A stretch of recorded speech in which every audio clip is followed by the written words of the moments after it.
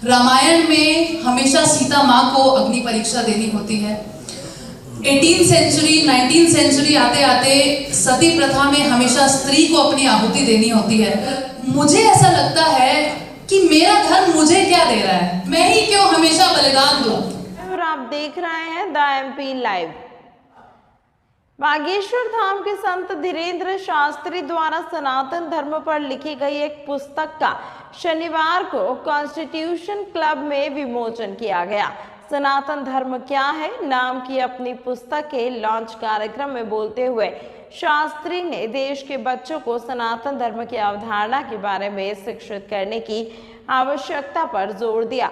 यही नहीं, धीरेन्द्र कृष्ण शास्त्री ने एक महिला पत्रकार के सवाल पर एक जवाब भी दिया। जी हाँ, महिला पत्रकार द्वारा सवाल किया गया था कि धर्म में हमेशा विष्णु जी के चरणों में लक्ष्मी जी नज़र आती है, इसके साथ साथ रामायण में भी हमेशा सीता माता ही अग्नि परीक्षा देती है। इसके अलावा उनका सवाल था कि 18वीं सदी के आसपास तो सती प्रथा का भी दौर था, तो ऐसे में उन्होंने पूछा कि एक स्त्री के रूप में मेरा धर्म मुझे क्या देता है। और इस सवाल के जवाब में धीरेन्द्र कृष्ण शास्त्री ने भी ये कहा कि नारियों को सनातन धर्म में देवी की संज्ञा दी गई है, उनको देवी माना गया है। साथ ही साथ उन्होंने कहा कि महाभारत काल में आपको कहाँ पर सती प्रथा का उल्लेख मिलता है। इसके साथ साथ उन्होंने ये भी कहा कि नारियों को सनातन धर्म में देवी की संज्ञा दी गई है, उनको देवी माना गया है।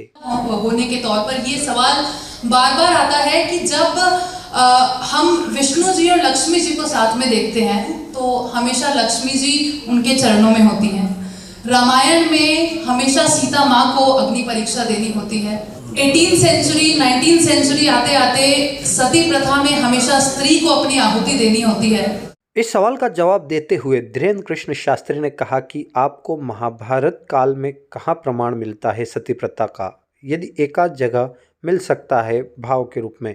यही नहीं, धीरेन्द्र कृष्ण शास्त्री ने कहा कि हम आपको सिर्फ इतना बताना चाहते हैं कि आप उस सनातन धर्म की स्त्री है जिसके लिए आपको गर्व होना चाहिए।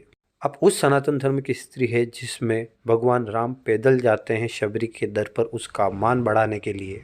धीरेन्द्र शास्त्री ने कहा कि आपको गौरव करना चाहिए कि आप उस धर्म में हैं जिसमें कहा जाता है कि यत्र नार्यस्तु पूज्यन्ते रमन्ते तत्र देवता। महाभारत काल में क्या आपको कोई सती होने का प्रमाण प्राप्त मिलता? आपको एकाध जगह मिल सकता। आदाह स्वरूप भाव में आपको हम सिर्फ इतना बताना चाहते, आप जिस हिंदू धर्म में हैं आपको गौरव करना चाहिए कि यत्र नार्यस्तु पूज्यन्ते रमन्ते तत्र देवता। आप उस सनातन धर्म की स्त्री और नारी और आप वीरांगना हो जिस सनातन धर्म में सबरी के लिए राम पैदल चल करके उसके मान बढ़ाने के लिए जाते हैं। आगे धीरेन्द्र कृष्ण शास्त्री ने कहा कि हिंदू धर्म में महिलाओं को बहुत सम्मान दिया जाता है। आपको विमला देवी मिलेगी, आपको कमला देवी मिलेगी, लेकिन पुरुष के नाम के साथ देवता आपको नहीं मिलेगा, क्योंकि हिंदू धर्म में स्त्रियों को देवी के रूप में माना जाता है। आपको कमला देवी, विमला देवी जैसे कई नाम मिल जाएंगे, लेकिन आपको पुरुष के साथ देवता जुड़ा हुआ कोई नाम नहीं मिलेगा।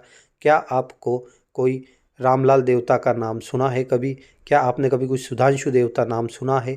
लेकिन आपको कमला देवी, विमला देवी इस प्रकार के नाम मिल जाएंगे, क्योंकि सनातन धर्म में स्त्रियों को बहुत सम्मान दिया जाता है।